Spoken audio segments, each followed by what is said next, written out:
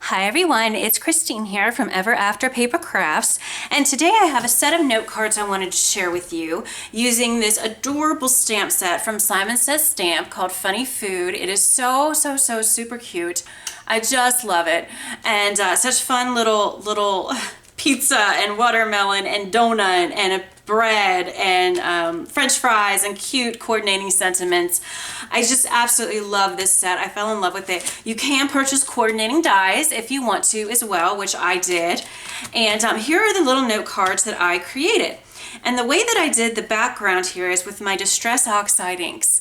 And I did it directly on Nina Craft cardstock. I think it's called Desert Storm, Nina Desert Storm cardstock, because I wanted to show you guys how the Oxide inks allow blending right on craft cardstock, which is fantastic.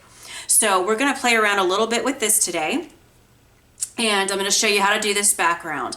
But here's one I created. I did 2 donuts, colored them with the zig markers. And this sketch here that I have done, this layout rather on my card is actually the Mojo Monday sketch. I haven't played around with them in forever, and I was needing a little inspiration today and I fell in love with their sketch. So this is my take on their sketch. So here's my donut card, and in the bottom here says, "Do not worry, be happy." And then here's the pizza, and it says, "You've got a pizza in my heart." Super cute. Oh, and on the donuts too, I added lots of sparkle and glossy accents as well to the donuts, and hopefully that will show up on camera. If not on camera, hopefully in the pictures that will be on my blog. And I will post a link to my blog in the description box of this video, as well as a list of all the supplies that I used to create these cards. So here's the pizza one. You got a pizza in my heart.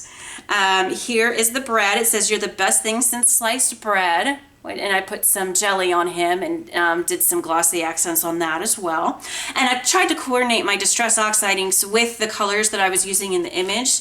So for example, with the donuts, I have some browns and some pinks to match the donuts. With the pizza, I have some kind of red and yellow. You know, cheese is kind of yellow and the pizza is kind of brown and yellow, and then the pepperoni's red. And then for the bread, I have the violet and some browns. Here's the French fries, which I just colored the little box red, and the fries, of course, are golden, kind of a little bit of brown accent, and so I tried to match the Distress Oxide colors up with the image. And I did do some glitter on the box there. I'm not sure if the camera's picking that up or not, but it's really shiny and pretty in person. And then this is the one I'm going to create for you on camera today. This one says, "You're one in a melon," and this is the watermelon. And so the background on this one has a little bit of green and a little bit of like a pinkish almost with the Distress Oxide inks. So let's go ahead and get started. The first thing that we're going to do is stamp and color our image so that we can get that to drying, and then we'll go ahead and do our background. So let's quickly ink this up, and I'm going to use Hero Arts black dye ink, which is my favorite ink for coloring with my clear brush markers. All of these images, by the way, were colored with my Zig clear brush markers. So there he is, stamped out, super cute. Now I'm going to go ahead, and I only used 3 colors for him. I used green, black, and geranium red. So you really can get away with just buying a few of these Zig markers. You can buy them individually, and you really don't need a whole bunch to get your coloring done. If you have a water brush or even just a paintbrush that you can dip in a cup of water, however you want to do it. But yeah, you can really get away with just a few colors. You do not need the whole 80 pack. I happen to have it, and it is nice to have different variations, but trust me, you don't need them. These colors, these markers rather, are just wonderful. I absolutely love them. So I'm just doing a little bit of coloring here, pulling the darker color out so I have some shading. And like I always have said in my prior videos, I like to have a paper towel nearby so I can clean up the colors in between. Now I'm going to use my black on the little rind piece here. And I'll put some in the middle as well. Be very careful when you're using the black. It reacts to color, the water rather, very quickly.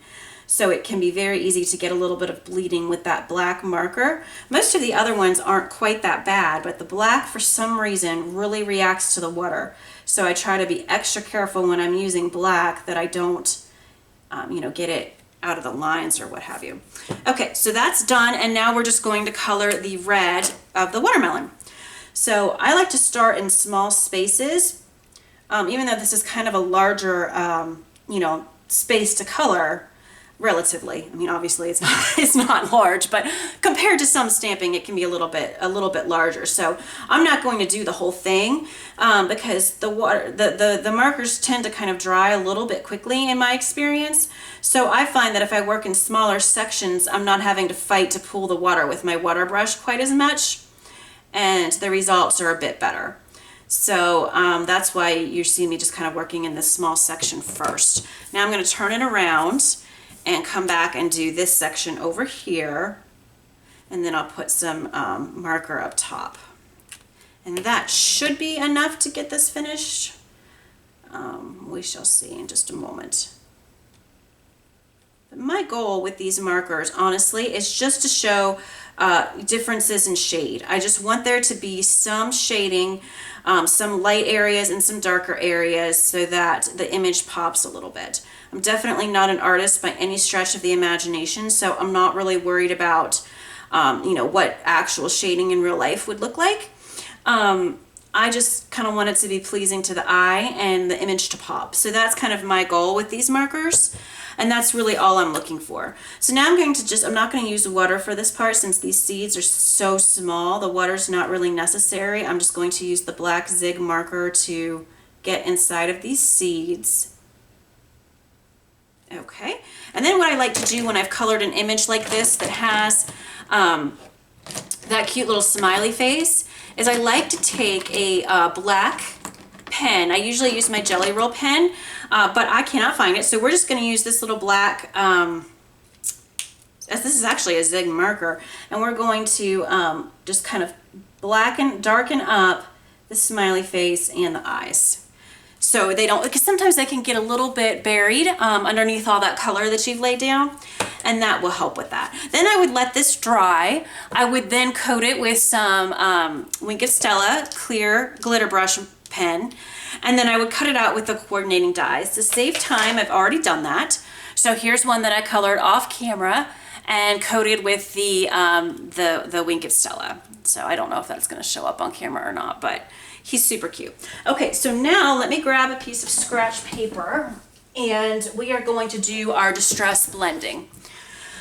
Here is a piece of Nina Desert Storm cardstock. It's basically a craft colored cardstock. And let me pull out the original card. For this particular card, I used cracked pistachio and worn lipstick because I wanted sort of a pinkish, reddish, and green color family mix to coordinate with how I colored the watermelon. So we're going to grab the little pads for our blending tool, and I'm going to start with actually my lighter color. Let me go back there and get my lighter color first. And all I'm going to do is put some ink down randomly. There's no magic to what I'm doing here. I'm simply putting it down, honestly, wherever I feel like. You will see in a moment when I add the green how effortlessly these blend. These Distress Oxides are awesome. I'm so glad that I took the plunge and got them. I am so happy with them. They're really, really wonderful to have. They're just a great addition to your inks, and there's really, in my opinion, nothing else like them on the market. So love, love, love them. Now I'm just going to go back in with the worn lipstick and just kind of add just a little bit of extra to blend it back in with the green. And there you have it. Super, super easy. It was so easy to do. I didn't have to work hard with my blending tools. They just easily and effortlessly blended together. I need to get myself a new blending tool. This one keeps popping out. If anybody knows how to fix that, let me know, because I have certainly tried. All right, so we're done with this. Now we're going to take our Distress sprayer and we're going to give this just a little bit of spray, lightly. And I'm going to let that sit for just a moment. And then I'm going to take my paper towel and blot it. Now, I did not get enough spray. I got some, as you can see. There's some distress look already, but I like a little bit more than that. So I'm going to spray more. And if you do just a half spray with this particular bottle, it comes out as droplets. That's why I like using that particular bottle instead of just a regular spray bottle that you can pick up at you know, Target or Walmart, because I like that half spray option. You get these bigger droplets which create a really cool effect with your distress inks. And there you have it. Really cool. I really, really, really like how that turned out. Hope the camera's picking that up. It's really pretty in person. Okay, so the next step is we're gonna start putting our card together. And the first thing that I wanna do is stamp our sentiment. And I'm going to use my Misty for this, excuse my reach there, because I just wanna get it perfectly positioned, and I'm going to do some heat embossing because I want to have a clear, I'm gonna heat emboss with clear embossing powder so that it kind of has that raised, fun, shiny look. So we're going to use the You're One in a Melon coordinating sentiment with our watermelon. I'm going to place it down here in the corner. I'm going to pick it up with the lid of my Misty. I'm going to grab my Versamark ink.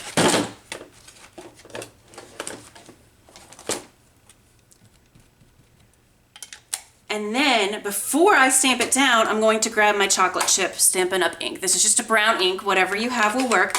And this is how you can heat emboss with any color. You first stamp your image in the Versamark, and then you take whatever color ink you want, ink that right on top, it will not hurt your ink pad, and go ahead and stamp that down.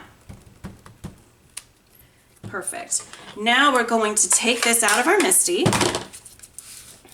And you don't have to use a Misty for that. Totally don't have to at all. I just wanted to get my placement just right, so that's why I used it, but you absolutely don't have to. Now I'm going to take, this happens to be Stampin' Up! I'm taking a clear embossing powder, and I'm going to rub it right over where I just did the sentiment. And again, I forgot to use my embossing buddy, so hopefully I don't have any problems. I'm going to grab my heat tool, let it warm up. I'm going to heat set this. And hopefully the camera will show it changing. It's really cool.